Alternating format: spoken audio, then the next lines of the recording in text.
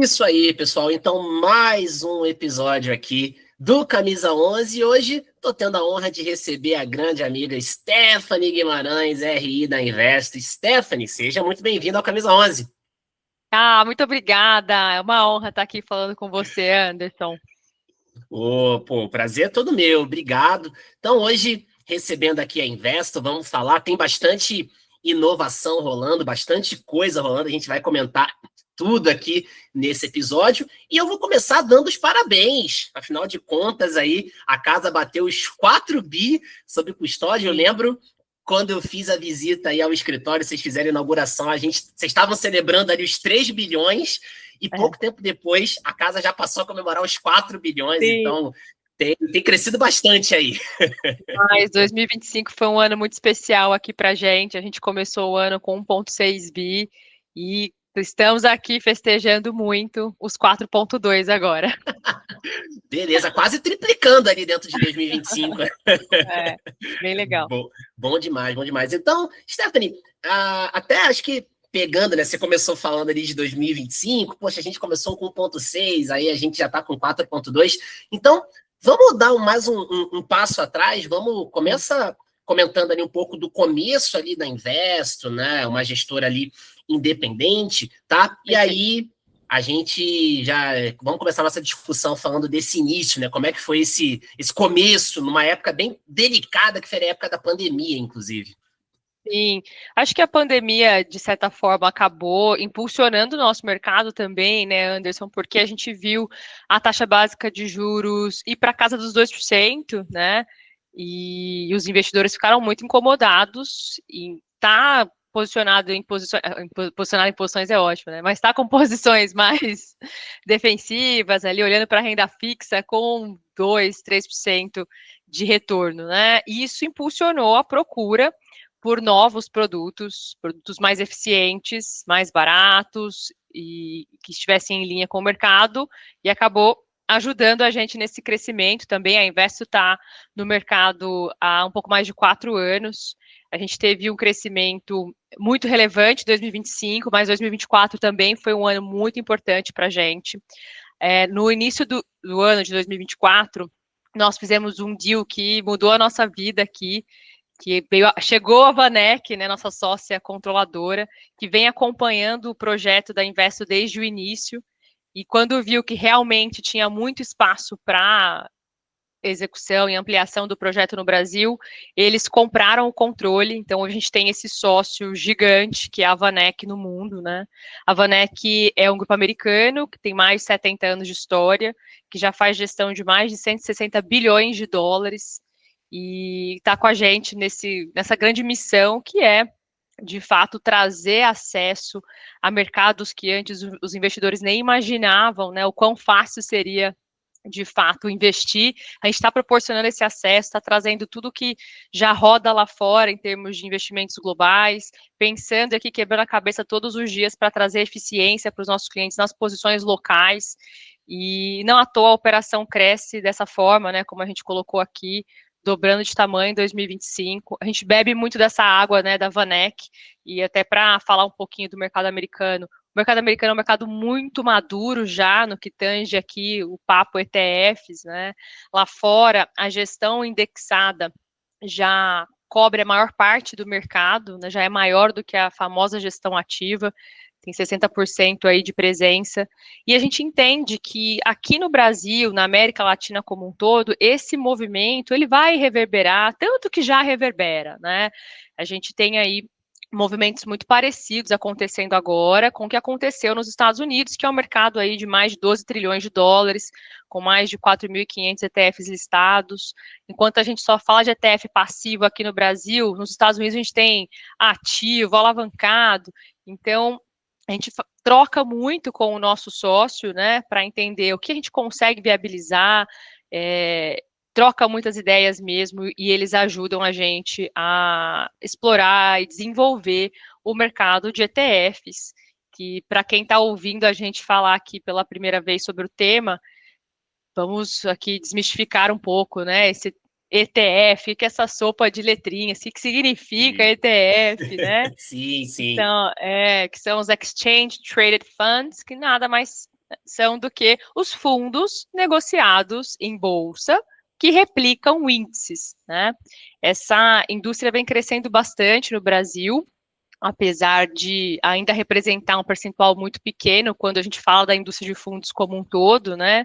A gente tem aí menos de 1% de participação, mas é uma indústria que cresce, já tem mais de 120 ETFs listados aqui na B3, é um mercado de mais ou menos uns 50 bilhões de reais, e vem crescendo, né? A gente segue um impulso muito grande, aqui a gente enxerga um impulso muito grande no crescimento do número de consultorias, né, de consultores independentes, e todo mundo perguntando sobre o ETF, e até o cliente fala, nossa, mas o que é um ETF? Por que faz sentido esse modelo de consultoria usar esses instrumentos para construir as alocações?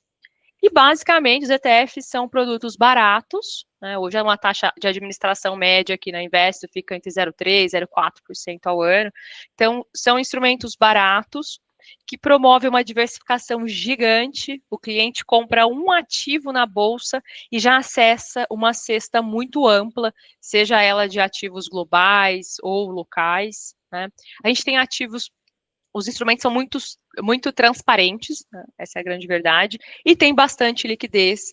Aqui na Invest a gente olha muito para esse tema liquidez, que ainda é um grande vilão aí, as pessoas não entendem muito bem como funciona a liquidez no mercado de ETFs, a gente gosta de estar sempre falando sobre, né?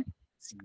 São ativos muito líquidos, aqui a gente sempre vai procurar estruturar ETFs onde o seu ativo subjacente seja bastante líquido, então os globais a gente tem preferência por trazer ETFs de grandes gestoras que já são consolidados lá fora. Tem ETF aqui que negocia $500 bilhão por dia, né, que é o caso do SDB11, que tem como reflexo ali o BND, que é negociado na Bolsa Americana e tem esse volume de negociação diária, é um ETF gigante que tem mais de 300 bi de tamanho. Então, já roda lá fora, por que eu vou criar alguma coisa aqui?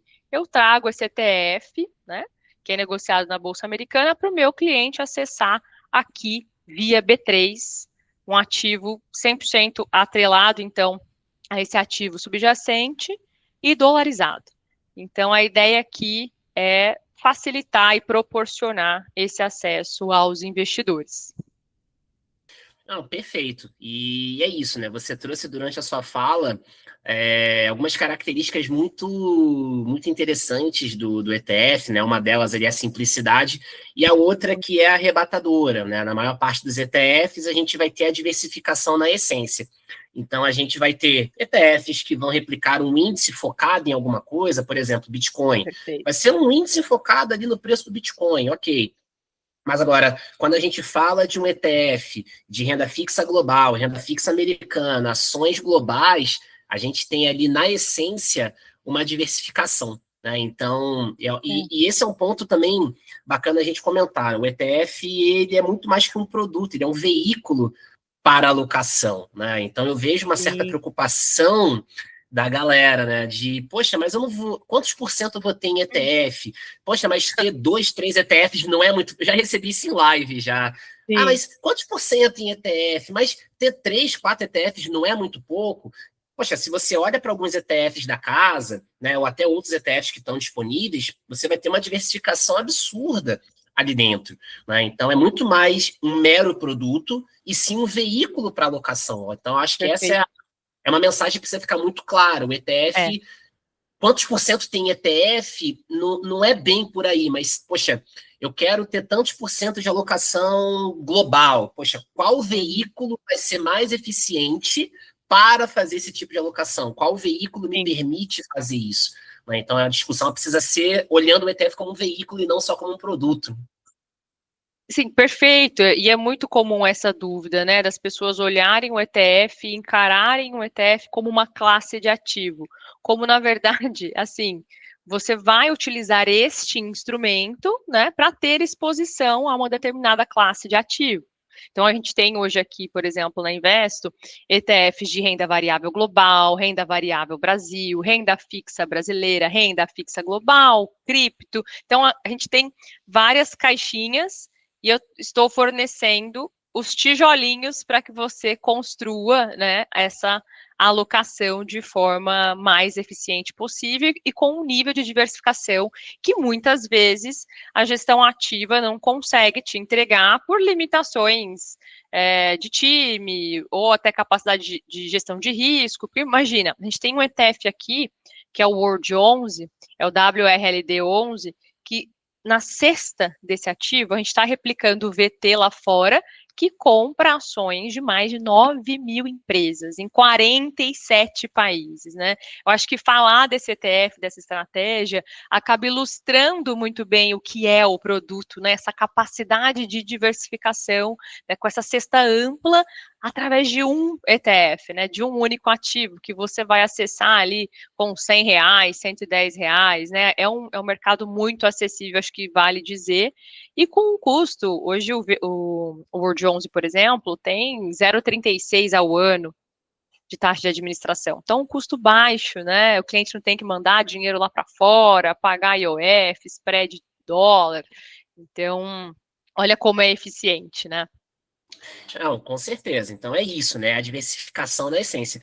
Bom, eu acho que mais de 9 mil empresas no portfólio. Se isso não é estar diversificado, eu acho que eu não sei o que é a definição de diversificação, Sim. né? A gente vem para ajudar a gestão ativa, né? Vem para complementar o portfólio do cliente. Não, Então, é bem interessante. não, perfeito, perfeito. E aí, Stephanie, vamos lá, né? Então, vamos começar a olhar para algumas caixinhas isoladas e aí vamos olhar para a caixinha Renda Fixa Brasil. Né? No final do ano passado, a gente teve ali o lançamento do LFTB11 e ele, em menos de Perfeito. um ano, já atingiu a marca de 1 bilhão sob custódia. Né? Sim. Então, um fundo que cresceu realmente de forma bem expressiva, né? Em menos de um ano, tá? E aí eu queria que você trouxesse um pouco, né? Do racional desse fundo, né? Por que você acredita que a gente teve uma adesão tão rápida ali, né? Um crescimento tão expressivo no Uhum. LFTB11, tá? E que você trouxesse ali o racional e trouxesse um pouco das vantagens, da simplicidade que a gente tem Perfeito. ali no LFTB e fazer ali o paralelo com o Tesouro Direto. Maravilha. Nossa, obrigada por essa pergunta. Assim, é sempre uma alegria falar desse produto, porque a gente queria trazer para o investidor uma alternativa onde ele tivesse baixa volatilidade e eficiência tributária, e a gente fez isso muito bem, lançando aí o LFTB11, que é um ETF que tem na sua cesta títulos públicos.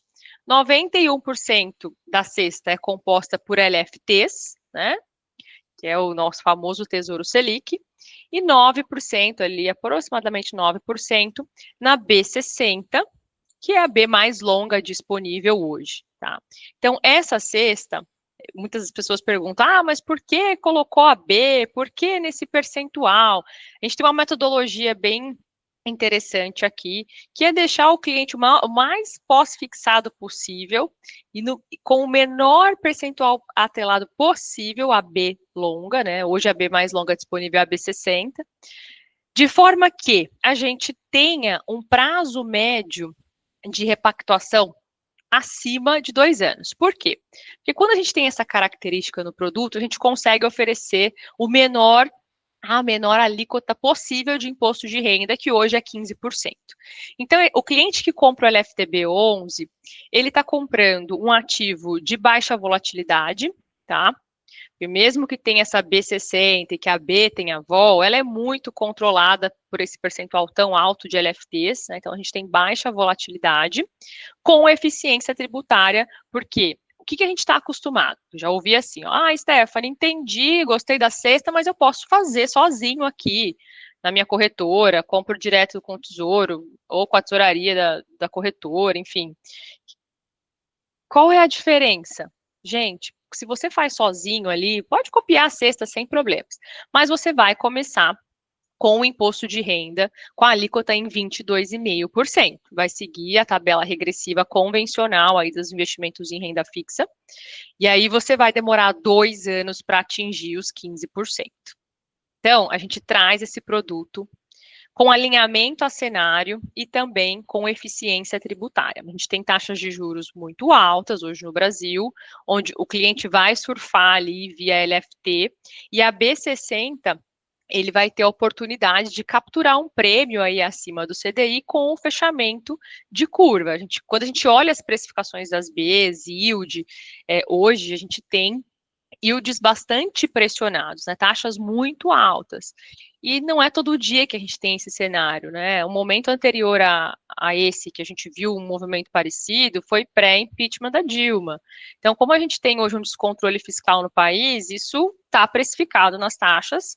E o que a gente entende, né, como visão de futuro, é que essas taxas vão cair e o cliente vai ter um ágio interessante ali na posição. Então, você tem um alinhamento de cenário, eficiência tributária e baixa volatilidade. Então, isso acabou capturando muito fluxo de reservas de emergência ali acima de 2 meses, né? O cliente não vai usar ali em 2 meses, é um tempo indefinido, ele precisa só de liquidez, não sabe quando vai usar, excelente o produto. Aquele cliente que faz operação em bolsa, ele consegue atrelar ali, usar como margem de garantia, então a gente acabou capturando esse fluxo também, e não à toa, o ETF tem aí mais de 13 mil cotistas, com 1,4 bi de tamanho, se tornou aí o maior ETF da casa. O segundo maior ETF é o LFTS 11, que a gente captura muito fluxo de curtíssimo prazo, operações ali com prazo inferior a 30 dias, né? Porque ETF de renda fixa não tem IOF, não tem come cotas, então uma baita vantagem aí de todos os lados, e com custo reduzido também de 0,19 ao ano. Uma dúvida que o pessoal tem, e que é muito comum aparecer por aqui, que eu acho que é legal falar e antecipar no nosso papo, é sobre a retenção de imposto, né? Stephanie, ok, mas e se eu vender esse ativo, eu vou ter que recolher DARF? Olha que coisa boa, né? ETF de renda fixa, seja renda fixa local ou global, a gente tem o conforto do imposto ser recolhido pela corretora via fonte. Então, pronto, o cliente não vai ter trabalho algum, né? Vendeu o papel, a corretora vai acreditar na conta e já vai fazer a retenção do imposto, sem a necessidade, então, de gerarmos um DARF, tá? Sim, e essa questão da DARF, ela é... É ótima, né? Não, com certeza. E muita gente acaba não fazendo alguns movimentos por conta dessa preocupação Sim, de DARF. Poxa, mas e aí? Como é que é? Como é que eu faço? Vou ter que sim. declarar? Não vou? Como é que é para pagar? E aí? Então, acho que quanto mais simples você torna essa jornada do investidor, melhor tende a ser a adoção ali das estratégias, né? Então, essa questão de você não ter que fazer DARF, né? Você já tem um desconto na fonte, a liquidez também. Eu dei uma aula no sábado, e aí me perguntaram sobre a liquidez de ETF de renda fixa, né? E tem um ponto que é bacana comentar, que a liquidez é D mais um. Vendeu, no Perfeito. dia útil seguinte, o dinheiro já está na conta, e se você tiver tido ganho de capital, já está descontado o imposto. Perfeito. Bom ponto, porque os demais ETFs são D2, né? Mesmo os ETFs de renda fixa global vão ser D2, mas os ETFs de renda fixa brasileira são D1. Então, um bom ponto aí, garantindo a liquidez rápida para o cliente, né? Perfeito. E é isso, né? Então, acho que quanto mais fácil você torna essa jornada, mais tranquila, né? Melhor tende a ser a experiência do cliente, né? Então, poxa, já não tem o mistério de emitir DARF. Mas eu não calculei meu preço médio, e aí, como é que eu faço? Então, essa experiência ela já fica melhor, a liquidez também, se você quiser vender, poxa, no dia útil seguinte, o dinheiro vai estar na conta, já vai estar descontado de imposto, então você torna esse processo muito mais simples, né? E Sim. fora, né, essa questão também, a gente também tem outros ETFs na casa, né? ETFs focados ali em inflação, né? A gente tem títulos, e aí até trazendo uma definição, né? Só para quem não tiver entendido, quando a Stephanie fala B60, ela está falando de um título atrelado à inflação com vencimento em 2060.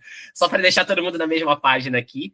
E a Obrigada. gente imagina, e a gente tem dentro de casa também outros títulos ali que dão exposição à inflação, né? E aí tem um ponto que é legal a gente comentar também, que quando você tem todo o ETF tem um índice de referência. Quando o título que está na carteira do ETF vence, essa carteira é automaticamente rebalanceada, aquele dinheiro que voltou para a conta do ETF é reinvestido, então isso também acaba facilitando a jornada do investidor, porque é uma coisa muito comum. Poxa, o dinheiro venceu, tá, mas e aí? O que eu faço com esse dinheiro? Eu vou usar? Não vou? Eu vou alongar? Não vou? Vou resgatar? Então, Perfeito. a gente não tem essa preocupação, porque automaticamente o dinheiro vai ser reinvestido. A gente tem bem menos imposto incidido quando a gente tem pagamento de cupom, quando a gente tem esse dinheiro voltando.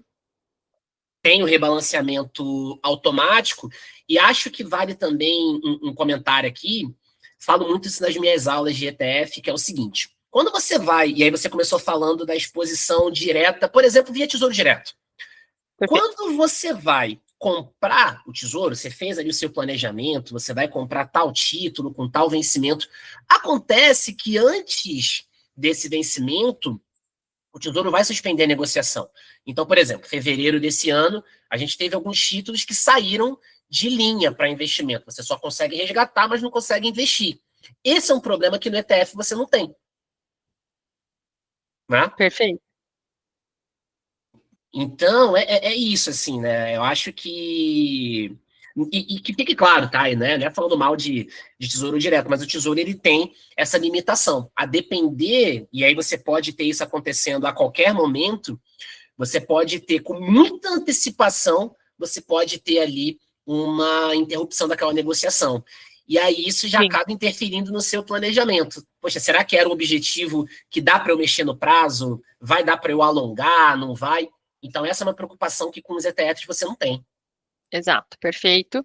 E é como você bem colocou, né? A facilidade operacional e a garantia de reinvestimento é surpreendente para a pessoa física, e também tem muitos clientes institucionais que têm essa visão e compram a eficiência operacional, né? Porque vai ser obrigação da gestora fazer o rebalanceamento, o cliente não vai se preocupar, quem pagou cupom ou qual ativo venceu, né? A gente vai estar sempre garantindo a execução de todos esses processos. Perfeito, perfeito. Então, agora, saindo do bloco ali de renda fixa, vamos para o bloco agora de renda variável Brasil. A gente já tinha ali alguns ETFs na casa, focado ali em empresas que têm a maior parte da receita vindo de mercado externo, maior parte da receita vindo de mercado doméstico. E aí, nesse ano, a gente teve 2 lançamentos ali, indo nessa onda de ETFs de pagamento de dividendos. Então, a gente teve o lançamento do Dash, teve o lançamento do TLL11. Comenta um pouco, Stephanie, do racional aí, né? Até então, a Investo só tinha ETFs de acumulação, né? Os ETFs de renda variável Brasil, os ETFs de renda variável global, todos eles eram ETFs de acumulação, e daí a gente teve lá o BIZD, né, focado ali em crédito privado, focado nas BDCs, e daí a casa trouxe esses 2 lançamentos nesse ano. Né? A metodologia do BEST, ela é tão famosa, muita gente que faz Stock Kick acaba mencionando a estratégia do BEST. Então, comenta um pouco qual foi a motivação, como é que é o racional tanto do BEST quanto do TLL. Perfeito. Bom, a gente, como você bem colocou, né, já tinha um portfólio de ETFs de renda variável Brasil, mas ele era ainda limitado, né? Nós trabalhamos, então, com o BXPO11, que era focado em empresas exportadoras, né, que tem sua receita, pelo menos 50% da receita gerada fora do país, via exportação. A gente tinha o BEDOM, que era pelo menos 50% da receita gerada dentro do país, então, exposição direta à economia brasileira. Nós temos o SCVB11, que é o nosso ETF de small caps, que olha não só o filtro, né, dele, não olha apenas o número de ações negociadas ou capitalização das empresas. O SCVB11, ele traz alguns filtros de valor, como preço-lucro, preço-vendas, preço-valor contábil. Então, a gente sempre olhou para o universo aqui de ações brasileiras e tentou trazer eficiência de alocação para o nosso cliente, porque a gente sabe que o cliente quer começar a investir na bolsa vai comprar algum ETF de IBOV, né? E a gente sabe que o IBOV não é um índice tão eficiente. Ele tem uma concentração muito grande em determinados nomes, por isso que a gente preferiu trazer um exportador, um doméstico. Vamos olhar para small caps. Vamos então construir um ETF que busque as empresas que tenham ali o maior potencial de retorno, porque os múltiplos estão mais descontados. Então a gente tem sempre esse olhar de eficiência, seja na alocação, né, na construção ali do índice, ou em custos. E aí, mais uma vez, olhando para o nosso portfólio, entendendo o que faltava, né, porque a gente quer ter, hoje tem 26 ETFs no portfólio, mas a gente busca sempre aqui ter uma ideia de portfólio completo, e faltava, né, algo mais setorial, e a gente acabou aqui criando o TIL.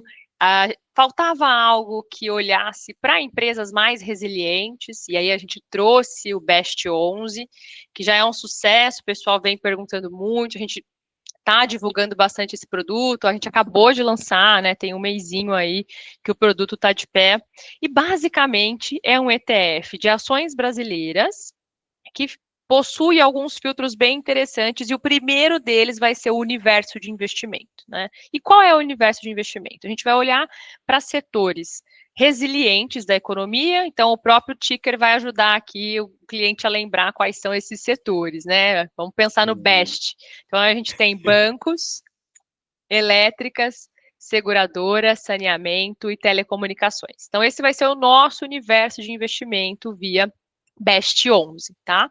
Então, são 24 papéis, né, 24 ações de empresas, onde a gente vai ter um filtro de qualidade extremamente apurado. Então, a gente olha quais são as empresas que tiveram lucro nos últimos 3 anos, que pagaram dividendos. A gente vai olhar a capitalização das empresas, que tem que ter pelo menos 150 milhões de dólares, tem que ter mais de 250 mil ações negociadas, volume no mês, né, volume médio ali, diário, de mais de $1 milhão. Então, passou o filtro dentro desse universo que eu comentei, a gente vai ter, então, uma alocação em 24 nomes hoje, e a gente vai ter um cap, né, então, um limitador de 8% em cada papel, no máximo, então, pós-rebalanceamento, tá? Então, essa estratégia, ela vai buscar te posicionar em ações de qualidade, em setores resilientes e que pagam dividendos.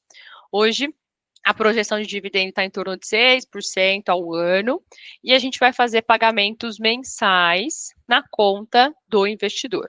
A gente gosta muito da tese dos ETFs de acumulação, onde a gente faz o reinvestimento automático, mas a gente entendeu que existia uma demanda muito latente no mercado, principalmente dos clientes que gostam de ter uma carteira que gera renda, que ele vê ali o crédito na conta, que ele vai utilizar para reinvestir ou para outra finalidade. Então, a gente lançou esse produto com o pagamento em conta. Perto do 10º dia útil, o cliente vai ter ali o crédito, então, dos dividendos, tá? Perfeito. E de fato, a gente vê aí também uma discussão muito crescente nas redes sociais sobre ETF de acumulação versus ETF de dividendos, né? E aí você vê a linha que defende a acumulação por conta ali do reinvestimento automático, tem a linha que já defende ali os dividendos. Assim, eu confesso que eu sou um cara mais pró-dividendo, porque eu vejo que o dividendo ele tem uma característica psicológica interessante. Você, por mais que a gente fale para o investidor, invista no longo prazo, foque no longo prazo, o dividendo já é um resultado de curto prazo. Então, isso psicologicamente falando, estimula o investidor ver ali o dinheiro na conta, isso estimula ele a seguir poupando, manter a organização financeira e daí seguir investindo, né? Porque, poxa, é aquela mentalidade de, caramba, se eu tenho tantas cotas, eu recebi isso, se eu comprar mais, eu vou receber mais. Então, você tem essa manutenção desse hábito. E quando a gente fala de investimento, é sobre comportamento, é sobre hábito, né? É claro que a técnica importa, você saber o que você está fazendo, ter ali um investimento alinhado com o teu objetivo, mas você também manter as emoções sobre controle.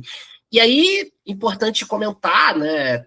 A gente também tem outros ETFs pagadores de dividendos. Aqui no Brasil, todo ETF que paga provento, o provento vai ser tributado em 15%, tá? Então, isso Na fonte. Na fonte, tal como se fosse um JCP de uma ação. Então, é importante deixar isso claro, e é um tipo de veículo para quem quer ali a renda mensal, pingando e tudo mais. E aí eu deixo até a provocação, o Stephanie, e depois eu vou pedir também para você comentar do Útil, né, que foi o lançamento também recente. A gente vê algumas outras casas também com pares, né? A mesma estratégia, um ETF de acumulação, um ETF de dividendo. A gente tem algumas casas que fazem isso. Vocês têm isso no radar? Vocês já tiveram essa provocação de fazer uma versão do Best 11 de acumulação?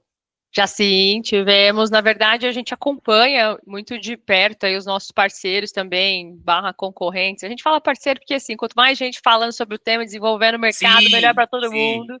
E a gente, sim, acompanha e troca ideia, né, com os gestores.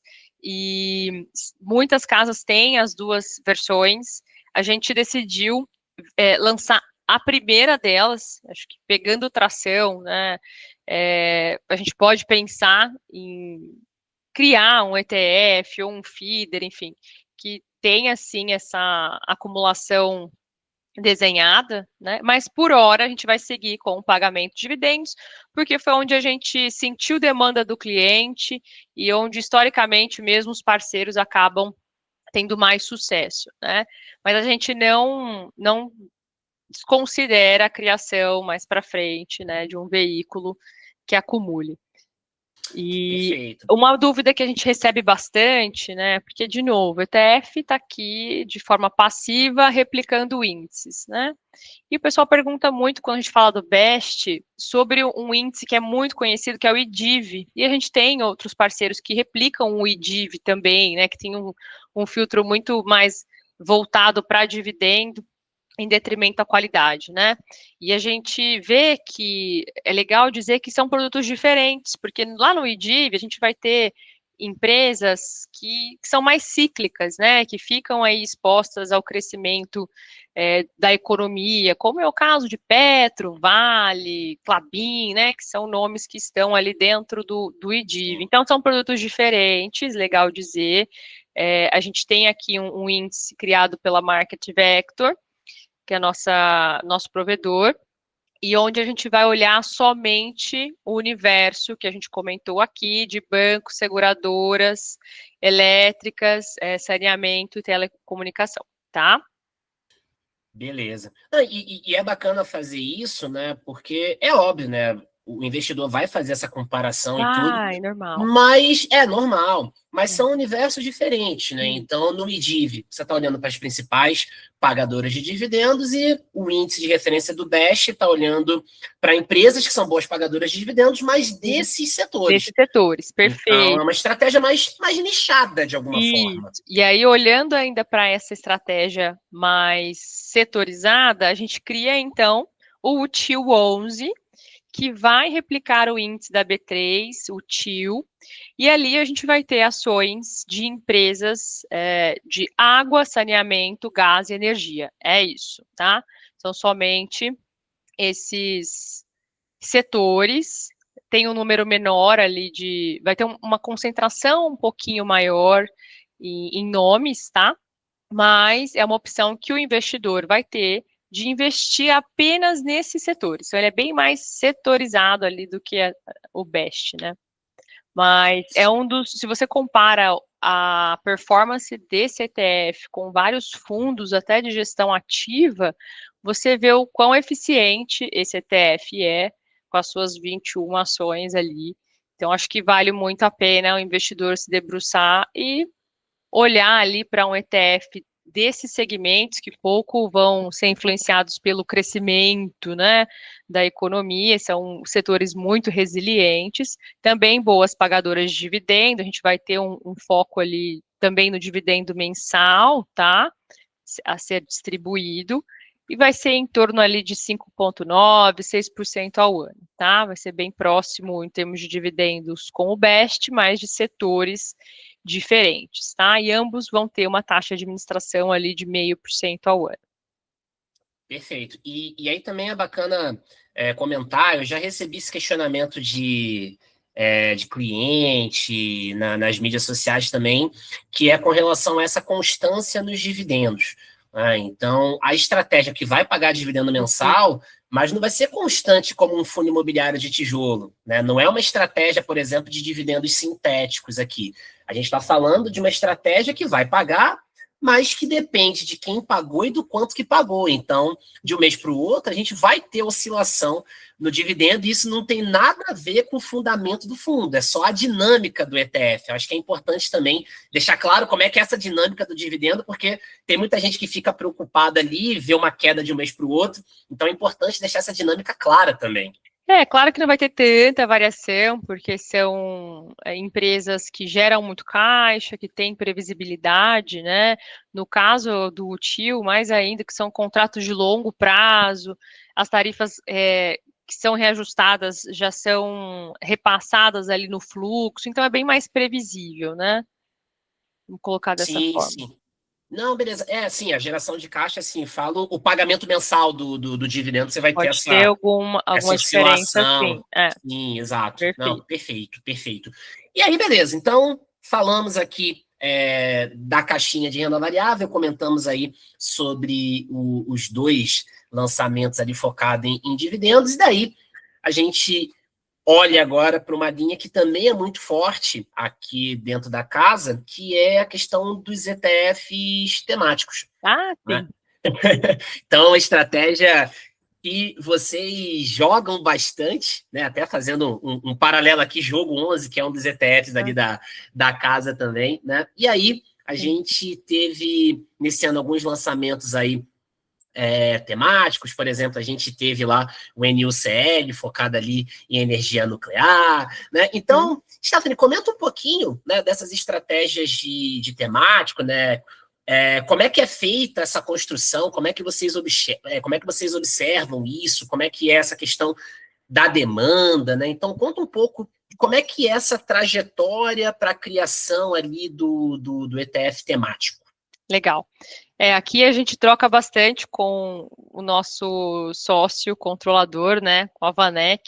A Vanek hoje detém os principais ETFs aí temáticos. A gente tem o SMH, por exemplo, que é um dos principais ETFs do mundo de semicondutores e chips, né? E a gente trouxe para o Brasil o ano passado com a roupagem aqui do Chip 11. A gente trouxe não só esse ETF, mas o NLR também da Vanek, que cobre essa tese de urânio e energia nuclear, que é o Núcleo 11. Então, quando você olha para o nosso portfólio, a gente de fato tem vários ETFs que exploram as mega tendências, né, os temáticos, e o pessoal gosta muito. A gente traz o que já funciona lá fora para que o cliente tenha acesso aqui e para que a gente consiga garantir uma liquidez interessante. O SMH lá fora, que é o chip aqui, né? Para você ter ideia, o ETF tem mais de 26 bilhões de dólares de tamanho e negocia mais de 2 bilhões de dólares por dia. Então, é um ETF consolidado e muito líquido, e é esse ativo que o cliente vai acessar aqui na B3. E aí, olhando para o universo temático, a gente tem outras teses, né?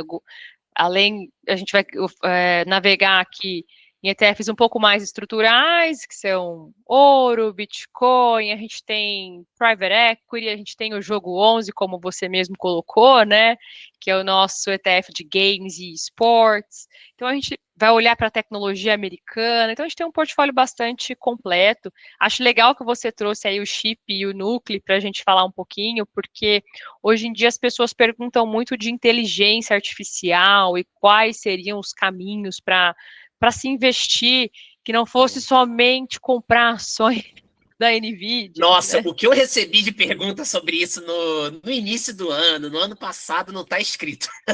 Pois é, a gente entende.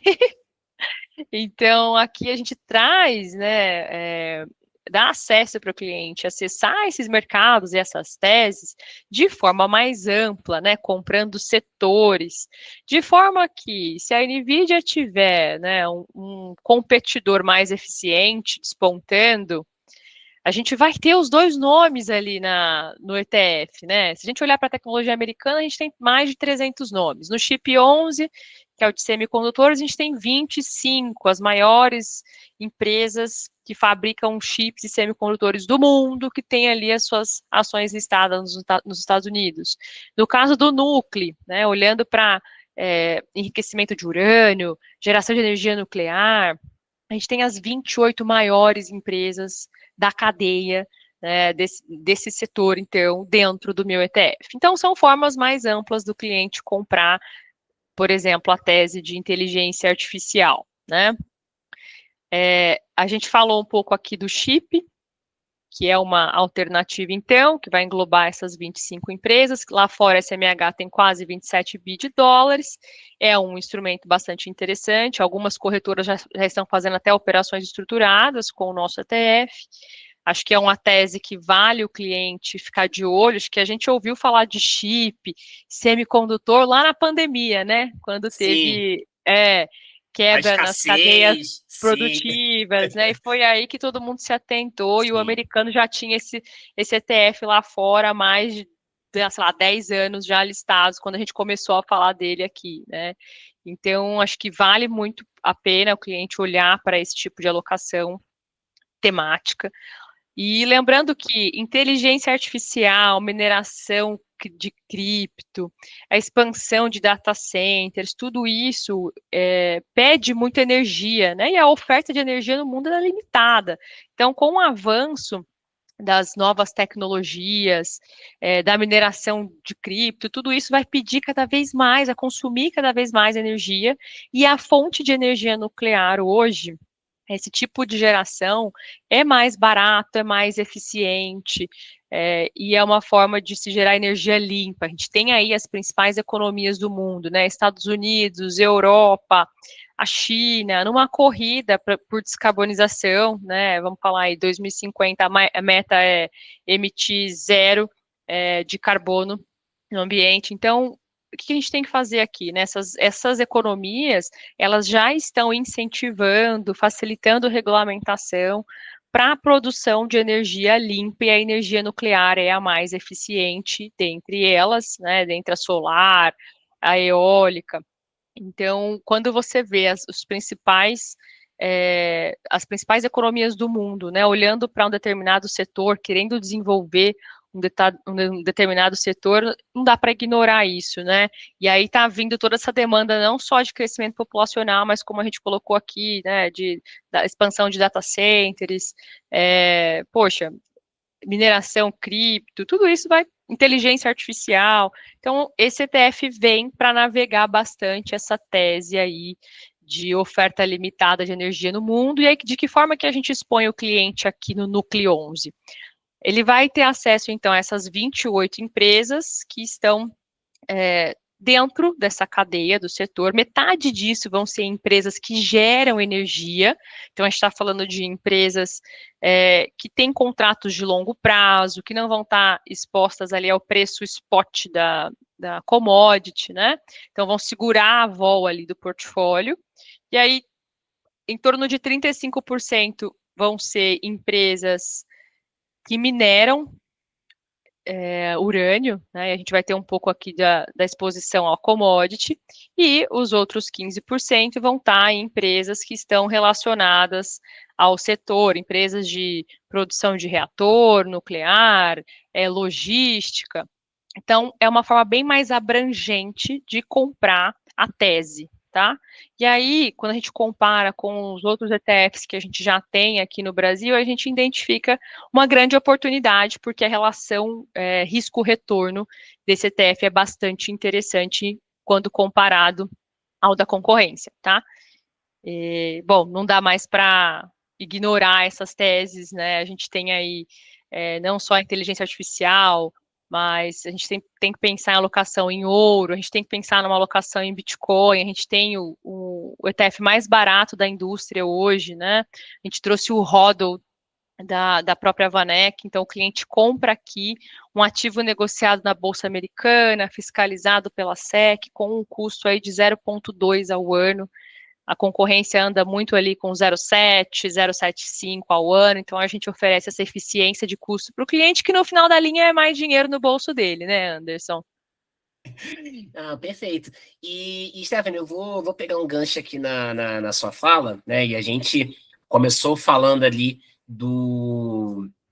da questão da simplicidade, da diversificação que a gente consegue com os ETFs, né? E aí, vejam, a gente falou do Chip 11, onde eu vou ter NVIDIA e outras 24, 25 empresas ali dentro. A gente falou do Núcleo 11, onde a gente vai ter 28 negócios ali dentro, né? Então, eu deixo de ter aquela preocupação em qual ação que eu vou comprar, qual vai ser a minha exposição, e eu olho para o setor. Então, se eu acredito no setor de semicondutores, né, e eu acho que está bem evidente o crescimento disso, bom, ao invés de eu ficar preocupado em qual empresa eu vou comprar, beleza, eu sei, eu conheço a NVIDIA.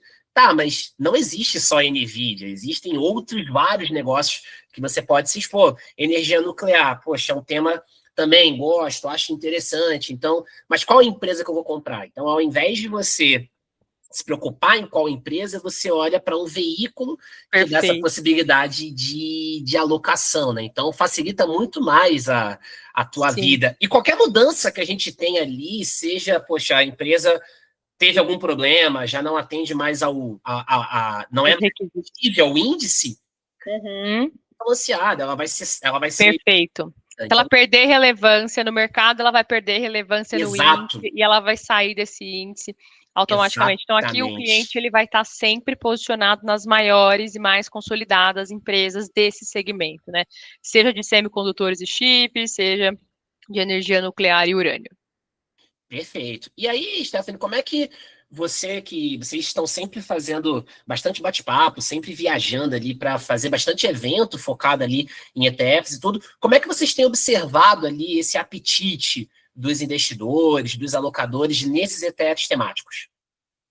Bom, a gente tem tido uma receptividade muito interessante nesses ETFs, prova disso que o Núcleo, por exemplo, né, ele captou rápido, por ser um ETF temático e ter aí 2 meses e meio de vida, ele teve uma boa receptividade mesmo, em termos de construção de PL, né, vem captando todo dia entre um pouquinho, visto que é sempre uma alocação satélite do cliente, né, ele coloca o menor percentual ali do portfólio. Perfeito. Então, a gente vem sendo bem recebido, né? O pessoal vem falando muito sobre o tema, como eu comentei aqui, né? Já tem corretora fazendo operações estruturadas com o Chip 11, muitos investidores institucionais falando sobre o Núcleo.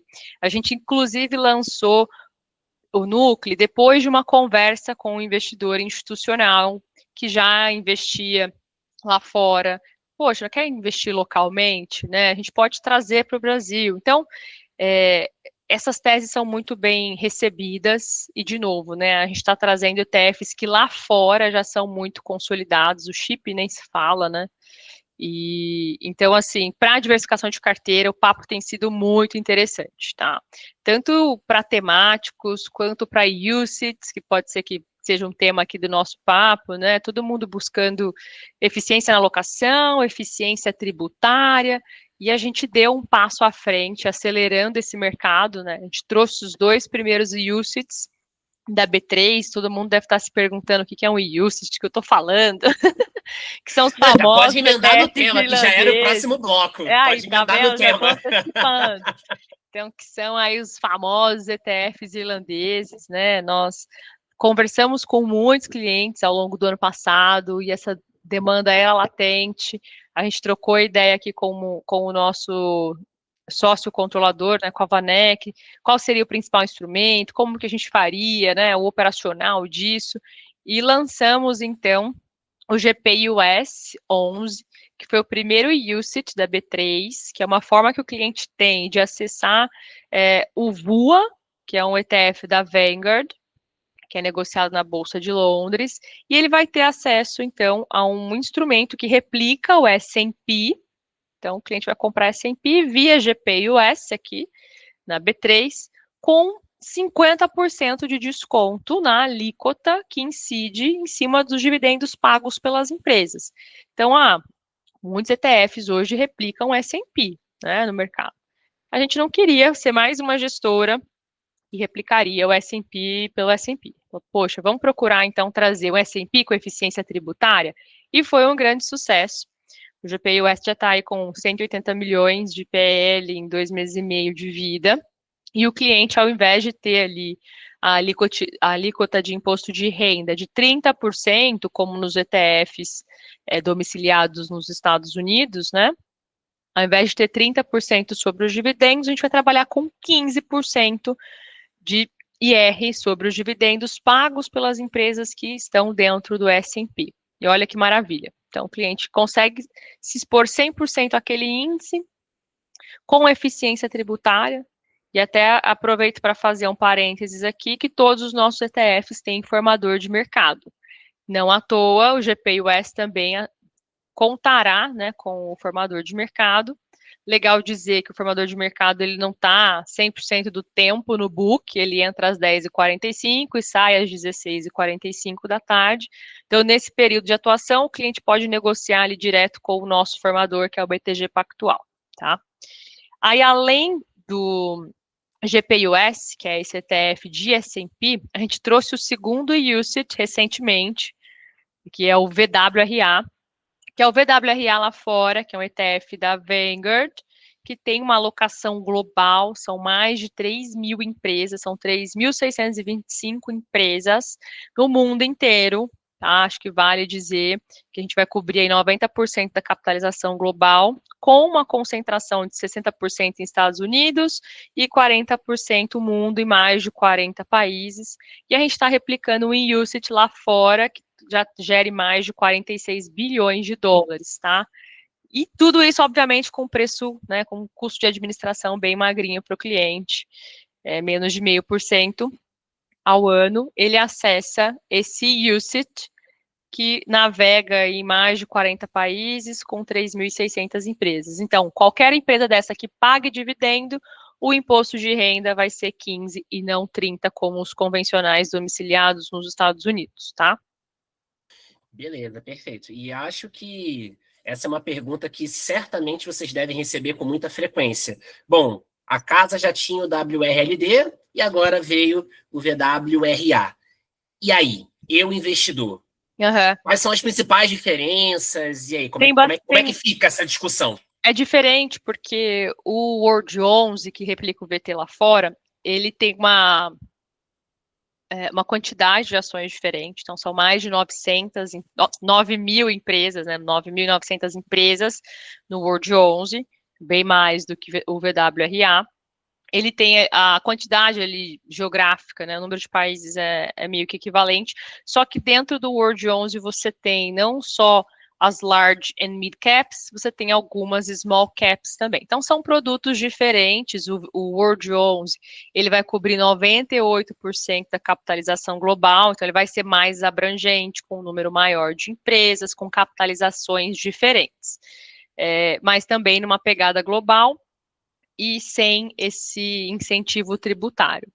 Muita gente fala assim, mas aí vocês lançaram um produto que vai tirar fluxo do outro, a gente quer que o cliente tenha a opção, que tenha acesso à eficiência tributária ou ao maior nível de diversificação, é ele que vai escolher, né? Lá fora o VT é maior, tá, do que o VWRA, é bem maior, por conta dessa amplitude, né, geográfica e número de empresas. Mas aí o cliente é quem vai decidir, né? A gente traz o melhor dos mundos aqui para que ele possa construir a alocação. Não, perfeito. Busca, né? Perfeito, eu acho que é isso, né? Quanto mais opções você tiver na prateleira, melhor para você poder, enfim, estudar, comparar, e é aquilo, né? Você vai decidir, aí junto com o alocador ali, com o profissional de confiança, você vai conseguir, de acordo com seus objetivos, montar a alocação que faça mais sentido, né? Como a gente falou dos temáticos. Bom, a gente tem que ter um certo cuidado, porque são teses mais específicas, eu estou falando de um setor mais nichado, então tem que ter um olhar ali um pouco mais satélite, né? Poxa, eu gosto muito da tese de nuclear, gosto muito da tese de inteligência artificial, semicondutores, que seja, mas eu tenho que entender que, beleza, pode ser que lá na frente dê algum problema, essa tese, enfim, né, não seja mais tão badalada assim, então tem que ter uma alocação também mais controlada. Mas o importante é que a gente tem as possibilidades, né? Existem os veículos para isso. A gente tenta não trazer, assim, teses de momento. A gente olha o que faz sentido para o portfólio para perdurar. A gente quer ter produtos consistentes dentro da casa e que cresçam a cada dia, né? Então, a gente não traz semicondutor ou a energia nuclear à toa, porque a gente realmente acredita que são teses que vieram para ficar, né? Que são mega tendências. Isso é E o importante. cliente ele tem que ter um canal fácil, né? De acesso e um instrumento que esteja fácil dele acessar mesmo, comprar na B3, acessar ali via home broker. Então é um grande privilégio que a gente tem aqui na Investo, funcionar como essa gestora que dá acesso a mercados que o cliente muitas vezes não conhecia, não tinha a menor ideia de como investir. Quero investir em ações no mundo inteiro. Tá bom, e aí, como é que você vai fazer? Você vai abrir uma conta em cada país? Não, vem aqui, você compra aqui na B3 o instrumento da Investo. Pronto. A gente está Boa. aqui para prover solução. É isso. Isso, perfeito. Perfeito. E aí, indo nessa linha de soluções, a gente teve recentemente também o lançamento da Previdência Sim. com ETFs, né? O Previdência Global Crescimento, combinando ali renda fixa, combinando renda variável, tá? Perfeito. E usando a estratégia de ETFs. Comenta um pouco, o Stephanie, sobre esse racional, né, da criação do Fundo de Previdência. E comenta também sobre as vantagens da gente ter o uso de ETFs dentro ali da casca, da estrutura de previdência. Legal. Bom, a gente lançou recentemente o Investo Previdência Global Crescimento, que vai investir nos nossos principais ETFs aqui da casa. Ele vai ter uma estratégia bem clara de alocação, estando sempre 60% do PL alocado globalmente e 40%, alocado localmente e 40% internacional. Então, 60% Brasil, 40% internacional, tá? E a ideia aqui é navegar com essas duas caixas fixas, só que ali dentro a gente vai ter uma quantidade X de ETFs que a gente vai poder fazer um rebalanceamento, tá bom? Então, os tijolinhos lá dentro da caixinha, eles vão alterar a participação, né? Então, hoje, por exemplo, na minha caixinha Brasil, a maior participação é LFTB, tenho 45% de LFTB. A minha maior participação hoje global está no World 11, tenho 10% ali em World 11. Então, a gente vai fazer essa calibragem a cada 6 meses. Então, a cada 6 meses, a gente vai olhar para esse fundo que compra os nossos ETFs, né, dentro da estrutura de previdência, e vai entender se existe alguma necessidade de troca, o quanto vai ser ajustado num papel ou em outro, mas o grande trunfo aqui é oferecer para o cliente esse poder de diversificação, né, vai ter um fundo mega diversificado, de forma simples, porque ele vai comprar um único instrumento aqui, que é a previdência, né, o único produto, perdão, e aí dentro deste produto eu terei vários instrumentos que vão me dar uma diversificação global bastante ampla. A gente vai seguir aqui na gestão passiva, dado que cada ETF replica um determinado índice, a gente vai garantir um produto com custo baixo, e com uma volatilidade controlada. A metodologia sempre vai priorizar consistência e boa relação de risco-retorno, tá? É um plano de previdência que vai ter um prazo de pagamento de resgate em 5 dias. Hoje está disponível na plataforma do BTG Pactual. A gente vai trabalhar ali com um custo de 0,97 ao ano, tá? Então, uma forma que o cliente tem de fugir do come cotas também, ao invés de investir em fundos, ele vem, investe na previdência, foge do come cotas, tem ali uma taxa de administração saudável, né, um custo saudável, e aí ele vai fazer uso de todas as regalias, ou regalias é too much, mas todos os benefícios, Todos os benefícios, as isso, vantagens. as vantagens que o veículo previdência oferece para o cliente, né? Tanto no que tange a parte tributária, que ele pode escolher, né, qual tributação ele quer trabalhar lá no final, e sucessão patrimonial. Então, ele tem uma parte aqui da vantagem do instrumento previdência, que aí ele vai trabalhar com o consultor ou com o assessor, identificar qual é o melhor, se é um PGBL, se é um VGBL, né? Então, ele vai fazer essa escolha aqui. E do lado de cá, optando por um produto Investo, que é o Previdência Global Crescimento, ele vai ter essa alocação diversificada, sendo sempre 60% Brasil, 40% internacional. Beleza. E aí um ponto que também é válido comentar, né, por conta dessa questão da exposição internacional, acaba sendo um investimento para investidor qualificado, né? Ah, perfeito, isso mesmo. É para investidor Importante comentar. qualificado. É isso mesmo. Não, beleza. E isso é porque, não é porque a gestora quis, isso é por conta de regulação.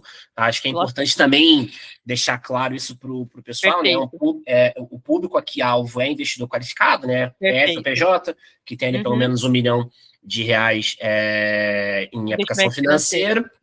Uhum. E aí, isso me lembra as aulas que eu dou de CPA 10, CPA 20, sério. É, isso mesmo. Foi bom você tocar nesse ponto, né? Porque os 40% de PL global é justamente para respeitar essa regra de enquadramento do investidor qualificado. Porque se fosse o investidor em geral, a gente poderia ter só, aliás, no máximo, 20%, né? Perfeito, Então, perfeito. Então, esse é um ponto que precisa é ficar claro, importante. né? Por É conta da, isso. da, da legislação, regulamentação, Sim. enfim. E aí, o que é legal, né? Você vê, tem muita gente conversando com cliente também nas minhas redes sociais que tem um certo preconceito com previdência privada porque tem aquele histórico dos bancões. Poxa, era um produto caro e não rendia muito bem, perdia para a poupança. Olha o A nível. taxa de entrada, né? A taxa de carregamento, aí Taxa de tinha a taxa de carregamento, é isso mesmo. saída, e agora não tem taxa Ah, de saída e tal, mas, enfim, a gente tem todo todo esse histórico não muito favorável aí para as previdências, e tem muita gente que tem um certo problema, uma certa rejeição ali de fazer alocação em previdência, mas eu acho que fica bacana de evidenciar o quanto que o mercado, o segmento previdência tem amadurecido, né? E aí você tocou ali dois pontos que são interessantíssimos, né? A questão da sucessão. Previdência é um produto que não passa por inventário, não tem cobrança daquele imposto lá do ITCMD. Então, se você se ausenta, né, os beneficiários que você cadastrou na Previdência recebem esse dinheiro de forma rápida, sem retenção de imposto. Então, acaba sendo uma ferramenta como se fosse um seguro de vida. Não é à toa que Previdência está debaixo do guarda-chuva da SUSEP, não do Bacen ou da CVM.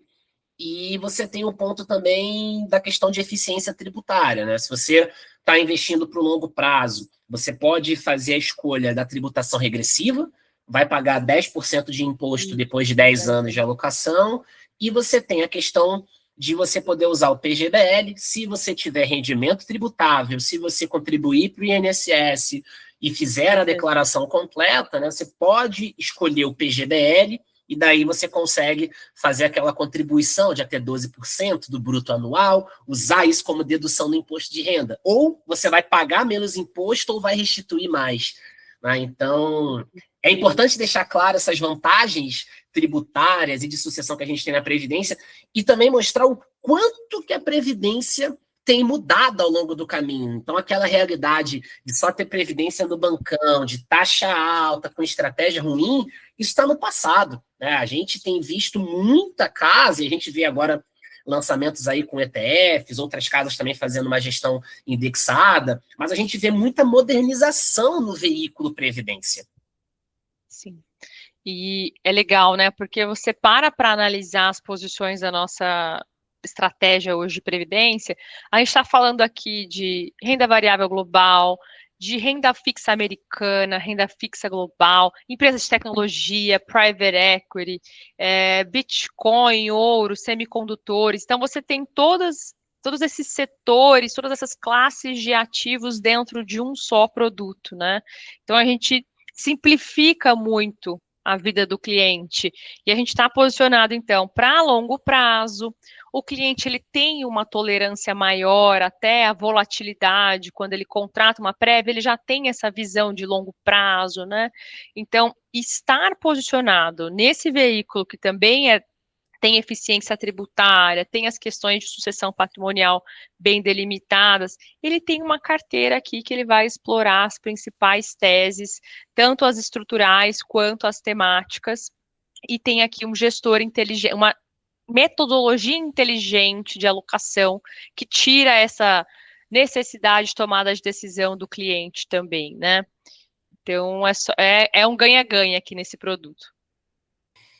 Beleza, Stephanie. E agora já caminhando aqui para o nosso final aqui do nosso bate-papo, falando um pouco ali sobre perspectiva.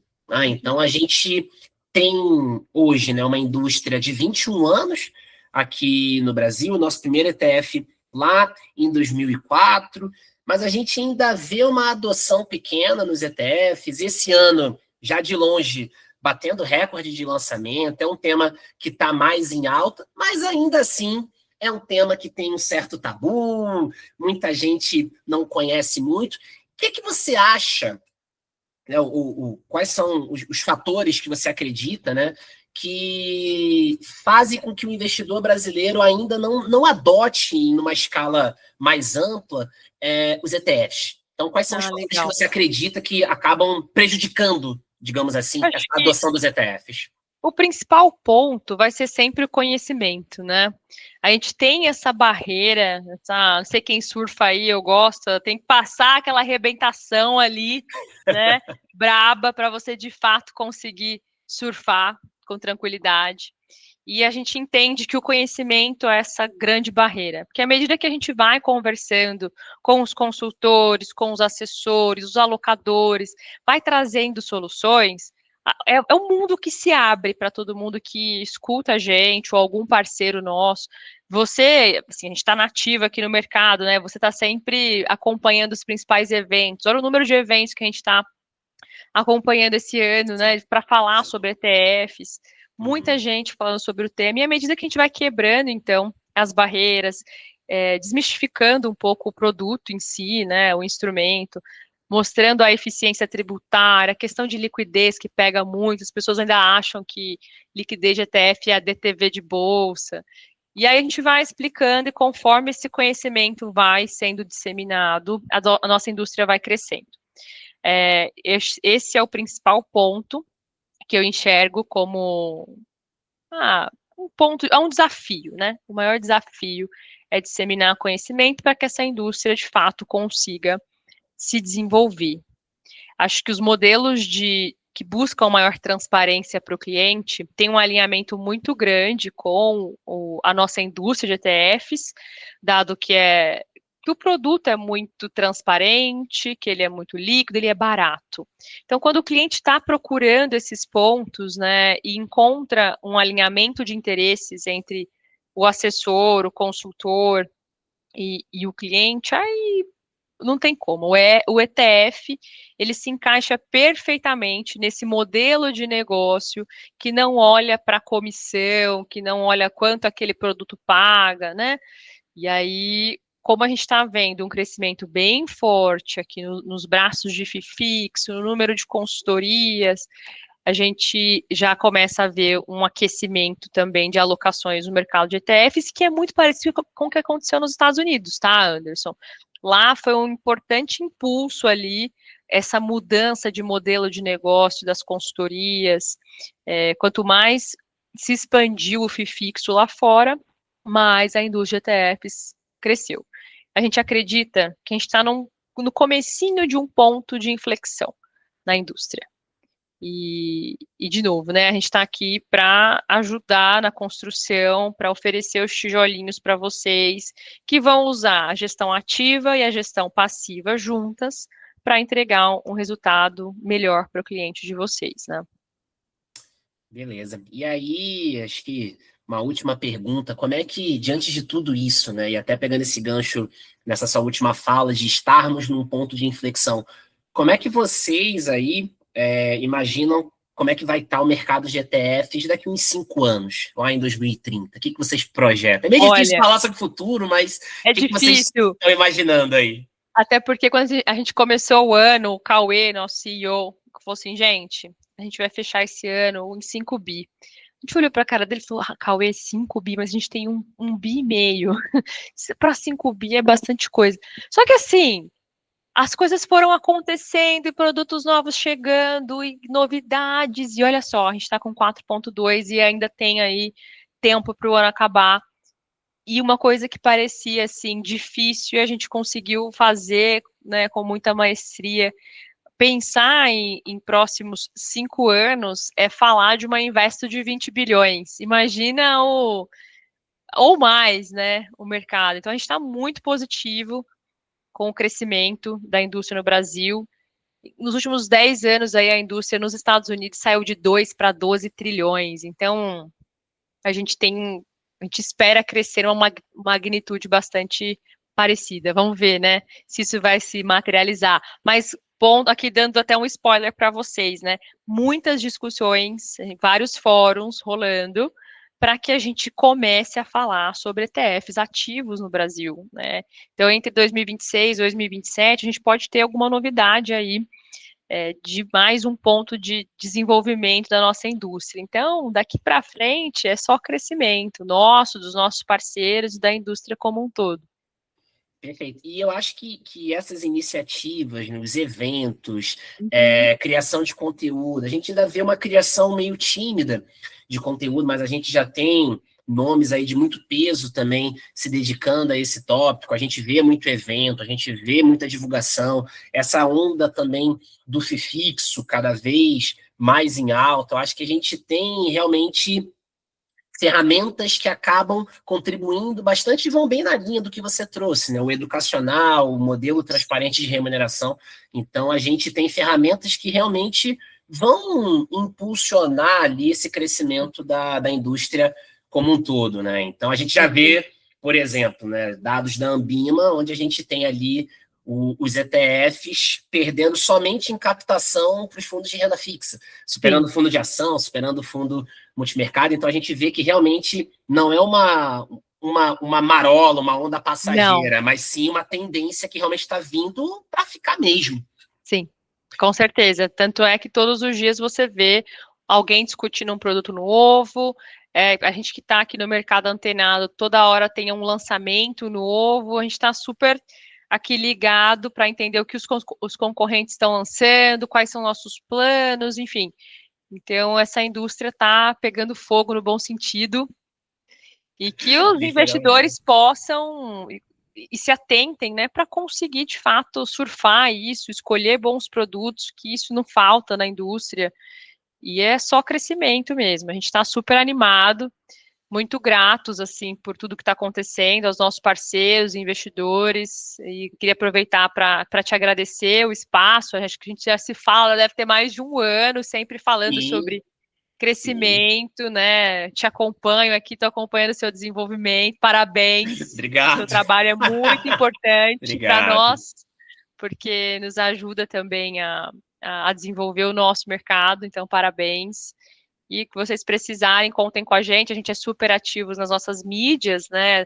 Não só no site, tem muita informação, se vocês quiserem acessar o www.investetf.com. A gente tem sido muito ativos aqui no LinkedIn, no Instagram, sempre tentando produzir conteúdo de qualidade e aquele conteúdo que você consiga dividir com o cliente, ou o cliente dividir com o amigo, enfim. Então, a ideia é propagar aí conhecimento.